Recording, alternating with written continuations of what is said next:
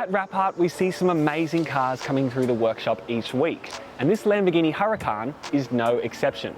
It was won by a 19-year-old in a Culture Kings competition, and he sold it to a new owner, our friends at Semoto Prestige, who removed a lot of the decals that were on top of the black vinyl.